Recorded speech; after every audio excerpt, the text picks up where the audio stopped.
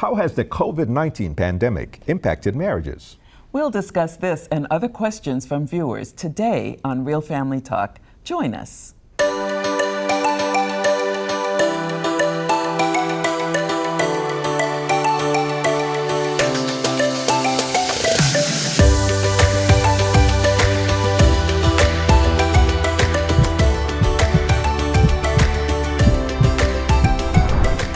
It's time for Real Family Talk, your questions answered. During this episode, we're answering questions from viewers like you. Here's our first question. With two small children, one of them in school, the pandemic brought a lot of stress to my family. This viewer is saying, now that the pandemic seems to be coming under control in our city, my company recently announced that we'll be going back to working from the office within 2 weeks. My level of anxiety has increased just thinking about who will take care of my kids, being that my husband's employer is also calling him back to work from the office. Because COVID-19 is not completely gone and lots of people are still not vaccinated, I'm really concerned about going back to a crowded office, not knowing who is and isn't vaccinated. I'm even more concerned about whom to leave my children with since many of the child care services are still closed. Please help. Wow.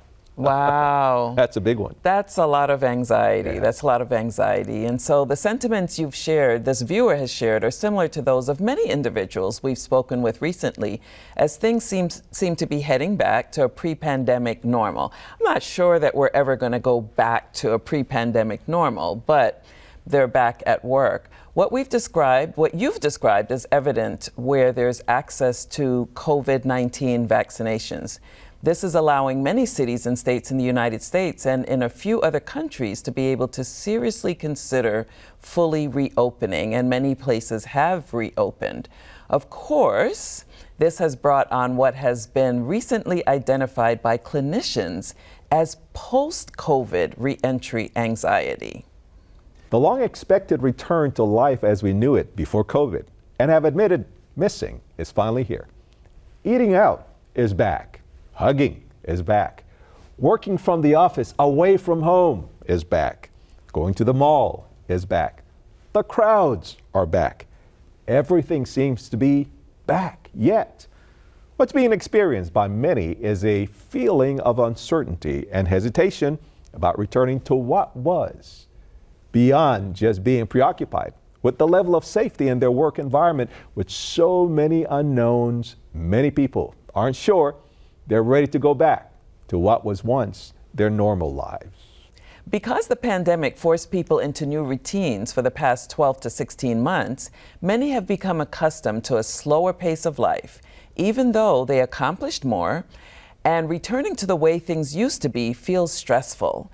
This is especially true for parents of small children, like the viewer who's asked the question, who've had the privilege to spend unbroken time with their children for these many months. It's easy to understand why the prospect of being separated from them in a still very uncertain public health setting is very frightening. Of course, feeling anxious about where to send your children as you get ready to return to your office during a pandemic that hasn't fully disappeared is understandable. Yet, in times like these, our faith in God needs to become like a muscle that's exercised on purpose, or it will simply lose its strength. The truth is, worrying about the situation won't improve or resolve your dilemma. Despite all you're experiencing, it's important to invite or arrive at a place of calm and comfort as you pray to God for His peace and solace during this difficult time. If necessary, you should also access good professional help, a good counselor. Definitely. And we would also encourage you to develop a support network and find other people who might be in your situation who can support you. Also establishing a new schedule. If you established a schedule while you were at home, establishing a schedule for your return back to work will also help you in lowering your anxiety levels.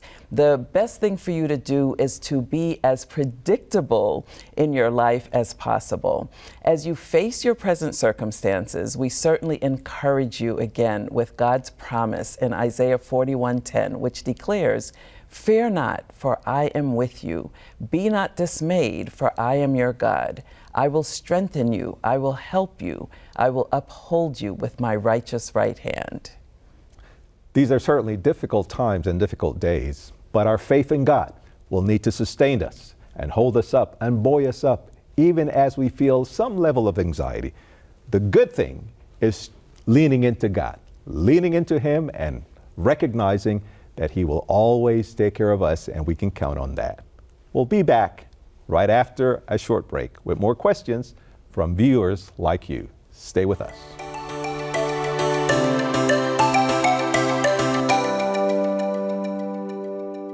On today's edition of Real Family Talk, we're answering questions from viewers like you. Here's the next question.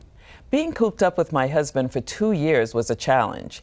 At first it was fine, but after a while it seemed like we were always fighting. The stress just kept building and building, and I just don't want to be around him right now. Is there anything we can do to save our marriage? Well, let me start off by saying that you're not alone. Divorce applications and breakups have skyrocketed around the world since COVID. In fact, in the U.S., a major legal contract creation site recently announced a 34% rise in sales of its basic divorce agreement. This is tough stuff. Very difficult. Yeah, it's really difficult. You know, because so many people have been living on what we like to say the periphery of marriage and family, meaning that we've been doing just enough to get by. So we haven't had that daily contact, that daily rub where we've had to be creative. And this has really strained a lot of marriages. And we certainly have heard from many people that this is an issue in their relationships. And the researchers have found that the pandemic created the perfect storm for couples as lockdowns and social distancing caused them to spend increased amounts of time together. And so this has certainly acted as a catalyst for breakups in many cases because separate routines may have acted as a way to mask problems. The pandemic took away the so-called escape routes and forced spouses to face their issues head on in a bit of a more forceful manner than they would have ordinarily done so. Well, this is true. What's a daily routine for a married couple? They get up, they probably have breakfast, and perhaps someone doesn't have breakfast, and then they're off. Right. On their way. Right. And they don't see each other for the rest of the day until the end of the day. Correct. And then you have like your kids' activities if you have children, or you're going out with friends, there's church activities. So now you really have to deal with each other. And I know that even like simple things like how you load the dishwasher. Yes. We've heard so many people talk about that because maybe in the past you kind of loaded the dishwasher on your own. Who's cooking? Who's cooking? In the past, you were out at work and grabbing lunch was easy, perhaps with a friend or by yourself. Perhaps there was a cafeteria at work, or you just ran out to your favorite eatery and got something to eat. But now you have to prepare food together. Not to mention the fact of managing those schedules. And the schedules. So like even with us, if we can be transparent, that was a little bit of an issue for us with I prefer to eat lunch later. Or not at all. Or not at all sometimes. Unfortunately, we shouldn't say that on air, but yeah, not at all. Sometimes I do. It's later, so then it becomes dinner. Right. And whereas you like to have lunch at a certain time, so for us, we had to get a schedule. So we just want you to know, viewers, that we actually had a schedule for ourselves where we had to compromise. That's right. Right? And we often say this to couples, that it's really important for us to not dig our heels in to our own perspective. This is when we should have lunch. Right. And this is the biggest issue in marriage, that each person wants to be selfish or just wants to look at his or her perspective. And instead of recognizing that you're married and this is an us, this is a relationship, this is not just a unilateral thing. The more we work together, the more we negotiate, the more we plan together, then the easier it is to manage the distinctions and the different feelings that we may have and the different schedules. Absolutely. For other couples, the increase in mental health problems linked to the pandemic has played a major role in breakups. With the quarantine and social distancing measures, anxiety or depression disorders may have spiraled out of control and become exhausting for both the person suffering and their partner to manage. Some people suffering from mental health problems have also found that having to exert effort in a marriage was simply too much for them to handle on top of dealing with everything else during the pandemic. And this, of course, has become a problem. Absolutely. So relationship experts believe that even strong couples who weren't facing problems before the pandemic and avoided major shifts in household health or dynamics may also be susceptible to breakups. This is because the pandemic has taken away well-established routines, as we've already said, that offered comfort, stability, and rhythm. Without these, partners have been left with limited opportunities to seek other forms of support or stimulation beyond their relationship, which can put them under strain. You can think of it as a pressure cooker that cannot let any pressure out. And, you know, the question that was asked was, can we save our marriage? And the answer is absolutely yes. Yes, of course. It's a matter of perspective. It's a matter of decision making. It's a matter of mindset. Absolutely. You know, do I believe that my marriage can be saved? And so if we wake up every day and think, oh, I have a horrible marriage, I don't think I'm going to make it, then you're actually not going to make it. Yeah. Right? So we know that psychologically our brains believe what we tell them. And so if you tell your brain, you know what, we have a great marriage. We're going through some difficult times right now, but we can make it and we can do some things that can get us back on track. And so perhaps we need to share a little bit of what some of those things might be and how a couple can get themselves back on track. I believe, and as we've talked in the past and as we've researched and helped couples, that having a marriage is a decision that you make. It's just like being a Christian, a believer, someone who believes in God. How do you become a Christian or remain a Christian? Because anyone can become one. But how do you remain one?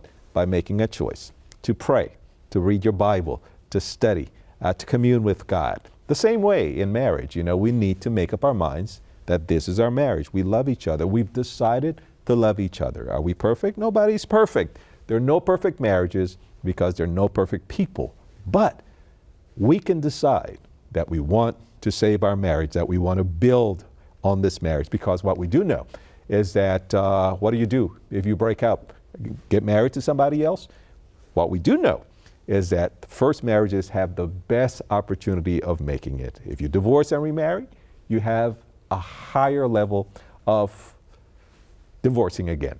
So the bottom line is that during this time, it's easy for tensions to rise, tempers to flare, and to get on each other's nerve. Initially, the time together seemed like a blessing, but extra time has created more opportunity for misunderstandings and dysfunctional interactions. This is especially true for husbands and wives, where previous relational struggles may have become magnified now that you're in that pressure cooker and together in that little space. Yeah, you know, I want to just piggyback on what you were saying, right? Because this is exactly the issue, that even if there was not a pandemic, many couples would experience this feeling of discomfort being in marriage, because it's kind of what happens. After a while, you begin to take each other for granted, and the togetherness of marriage feels a little overwhelming. It feels a little restrictive, right? That we have to now consider the we instead of the I. And, you know, before marriage, we want to be with this person all the time. And so again, I think what it's important for our viewers to understand is that marriage goes in cycles. And so the pandemic has compounded it. But even if we didn't have the pandemic, we would have experienced some of these cycles. And so we have to commit every day to staying in our marriage and to doing whatever it is that we need to do to make it work, whether it's to learn how to communicate better or to manage conflict in an easier way. These are ways in which we can learn to stay married for a lifetime. But the whole issue of commitment and motivation, how committed am I? How motivated am I to staying in our marriage and trusting in God to help us to make our marriage last a lifetime? We'll be right back after a short break. Stay with us.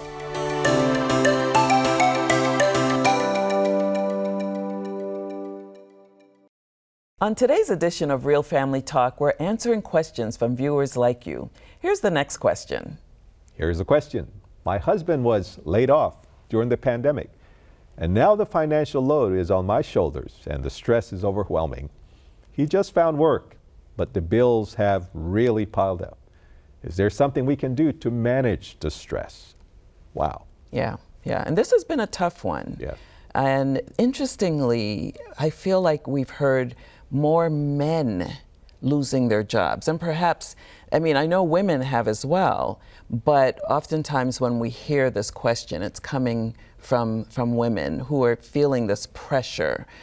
So, I first want to say how empathic I am towards this viewer who's writing in and feeling this pressure of the financial stress. At the same time, I wonder if we might change the dialogue. And I think that's the approach we've been taking with couples. If we can change the dialogue from it's just my pressure to our pressure. To our pressure. There's something else, Elaine, and that is you feel her pressure, you feel her stress. I think many times the opposite is not true.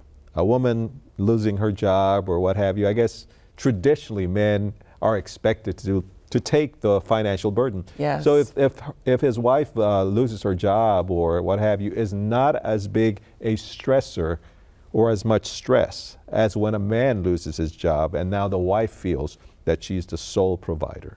Yeah, therein lies the issue, right? That feeling that you now have to provide, when in many ways, as empowered as women have become, there still is an expectation, especially in Christian marriage, that the husband would be provider, right? And this is what the Bible talks about, that husbands should provide for their families, right? But as we try to help this viewer and other people who might be dealing with this, the issue is to make it our problem so that there is, I believe, some empathy for the spouse who's lost work, because from the other perspective, men also feel very ashamed when they don't work. Invalidated, marginalized. They're not carrying the weight that they should be carrying. So I would say work together, be emotionally connected so that as you are managing this burden, these bills, it's not just I am taking care of the bills, but we are carrying the load, yes, the burden together because we're emotionally connected. We're praying together, we're talking to each other, we're making sure that we're looking for work, and we know that we're trusting in God. I think that's a big issue, especially for families of faith. Keep trusting in God. He's promised to be with you. He's promised to supply all of your needs. So don't take on the stress all by yourself. Be right on purpose with using your faith. Use it like a muscle. Allow the Lord to keep His promises, and He will. So take off the load and don't take it on by yourself. Yeah, so this is the time for couples to turn towards each other. Yes. Don't go off in a corner and try to solve this on your own. Pull each other into your anxiety, into your worries. Be in the same yoke. So let's just share a few tips with our viewers on how they can make this happen. So the first thing that we would say is to be kind. right? We know that right now it might be a little hard. You might be a little irritated even if you think that your spouse is not doing enough to find a new job. Now, this viewer mentioned that her husband had found a job, but in some cases, husbands might still be unemployed or the other person might be unemployed. So be kind to one another. And don't sweat the small stuff, because the small stuff really is just small stuff. So when you find yourself getting a little snippy with each other, practice being kind and nice. Give each other I was going to say a little bit of grace, but lots of grace. And always remember, you're on the same team. So the next one is ask your spouse what he or she needs. Set aside at least 10 minutes every day for a checkup with each other. The simple act of asking and responding as needed validates and supports each partner and sends a message of caring. There might be some things that seem obvious and maybe even things that you normally do to support each other, but now they've become more important. It's easy during this crisis to take each other for granted. Taking the time to communicate your thoughts, fears, needs, and desires will help you to remain in tune with each other and connected. Be warm and affectionate. Social distancing rules don't apply to your marriage unless you've tested positive for COVID-19. So make time in your relationship to connect and be warm and affectionate in your daily interactions. Develop a habit of hugging and kissing each other in the morning when you wake up and before you go to sleep at night, or even in the middle of the day. This will help to relieve tension and connect you to each other emotionally. And even now, you can schedule a weekly date night, a date night or a date during the day for just the two of you. Be creative, have fun, and laugh a lot. So the date doesn't have to be expensive, right? It could be just playing a game with each other. Take breaks from each other. It's more than okay to take at least 20 to 30 minutes of uninterrupted time alone every day for the health and well-being of your relationship. So talk about it and agree together when you will carve out some personal time each day. Then respect those boundaries going forward. By responding to your challenges in constructive ways, your marriage will survive and thrive. Remember the promise made in God's Word. In Mark 10:27, with men it is impossible, but not with God, for with God all things are possible. Thank you for watching Real Family Talk. Join us again when we'll share more about strengthening families and inspiring hope. See you next time.